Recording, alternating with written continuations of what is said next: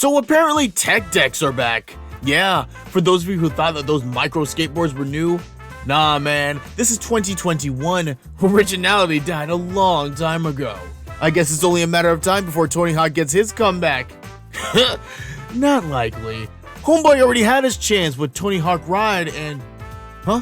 What's that? You never heard of it? Exactly.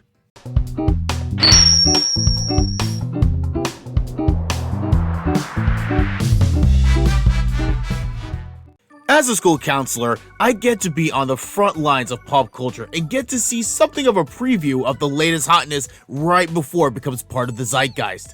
For example, last year my students introduced me to the glorious meme machine known as TikTok months before it became a household name. And now I'm seeing a resurgence of a fad that I thought died back in 2017. Fidget spinners. And this time, it's not just the spinners that are making a comeback. Fidget poppers specifically have taken over cafeterias and classrooms this year like nothing else. Hey, we're not talking about that right now. This is about objectively good things here.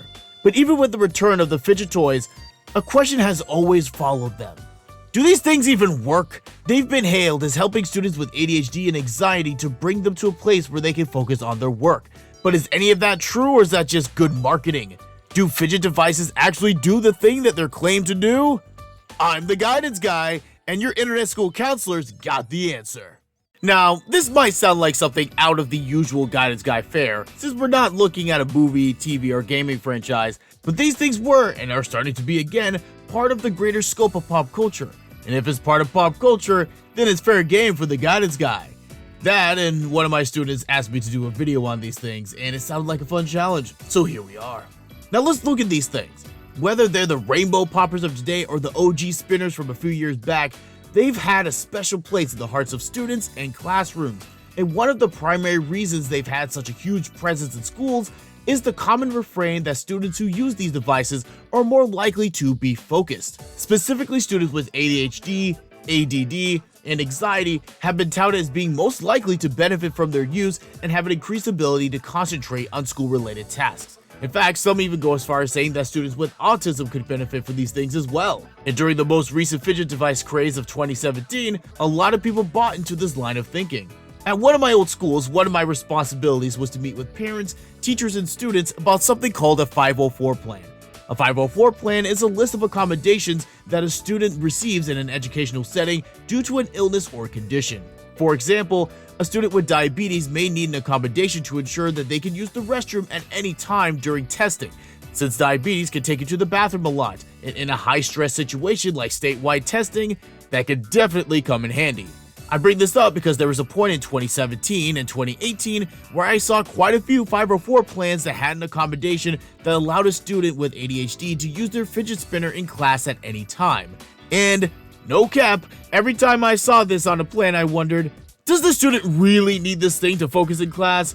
Or is this just here so that Johnny can use his fidget spinner without getting it taken away? A lot of people believed, and still believe, that fidget spinners can truly help students get where they need to be academically. But is all this really true? Now, despite all the hype that's been surrounding these things, there hasn't been any specific, targeted research on the effects of fidget devices in concentration. No one's gone through the effort to actually prove or disprove this widely made claim. But that doesn't mean that we don't have an answer, because although no one studied fidget spinners or poppers specifically, there has been research into the habit of fidgeting itself. In a study done by UC Davis professor Julie Schweitzer, she allowed her subjects, school children with ADHD, do the one thing that they're often told not to do in a class: fidget and move around. The squirming, the bouncing about, these kids were allowed to do as they saw fit while they were completing a puzzle for the study. And what Julie discovered was that the children who were fidgeting were in fact able to focus and concentrate on their tasks specifically because they were moving around. And as for the anxiety claim, multiple studies have been done on a similar device used to calm people in distress: stress balls. Stress balls have been proven to relieve stress and anxious thoughts in people, and fidget spinners can be considered as being part of that umbrella. So, as it turns out, fidget devices can be used for calming someone down and bringing them to a place where they can focus. It doesn't mean it has any magical powers that increases concentration. That's not the same thing. But what it does do is allow those with extra or nervous energy to get it out so they can redirect those energies elsewhere. But hold up, we're not done yet. Don't be clicking off, at least not before you like and subscribe and all that. Because here's the massive caveat to this whole thing. The studies that I mentioned where it showed that fidgeting can help improve concentration, all those students had issues with concentration. If you don't have ADD or ADHD, if you don't have a struggle in staying focused on something, then the benefits of fidget devices may not apply to you. If you have anxiety or stress that puts you in a state where you can't do what you gotta do, then yes, this could be a tool to bring you back on track. But if you're a student who doesn't have a diagnosis of an attention deficit, and if you don't suffer from higher than average levels of anxiety and or stress, then these things are just, fun things to give around. It doesn't make them bad, just don't be using them during class, okay? As school starts to wind down across the states, we're all thinking about ways to wind down and de-stress over the summer after the year that we just had. This year has been different and difficult for everyone, and I'll be talking about that more in an unplugged episode coming next week, so watch out for that. But now that we've gotten testing out of the way and vacation is right around the corner, I want you all to think of ways that you can wind down. Whether it's gaming, reading, being with friends, make sure that you do that in the coming months.